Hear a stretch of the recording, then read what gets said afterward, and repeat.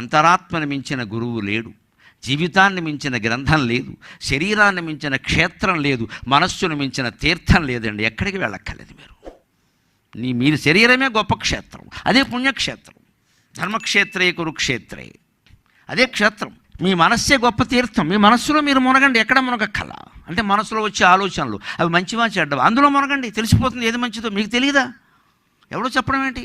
ఎవరో చెప్పిన మాటలు ఉపయోగపడుతుంది. ఇప్పుడు నేను చెప్పి ఉంటాయి కదా, మీరు గుర్తొస్తే ఖచ్చితంగా. అంతరాత్మను మించిన గురువు లేడు, జీవితాన్ని మించిన గ్రంథం లేదు. 100 మంది ఆత్మకథలు, జీవిత కథలు నువ్వు చదివినా, రామాయణం మొత్తం 24,000 శ్లోకాలు, భారతం మొత్తం 1,700 శ్లోకాలు, భాగవతం మొత్తం 14,093 శ్లోకాలు నువ్వు చదివినా, నీ లైఫ్ నువ్వు చదవకపోతే ఓడిపోయినట్టే లెక్క. నీ జీవితం నువ్వు చదవాలి.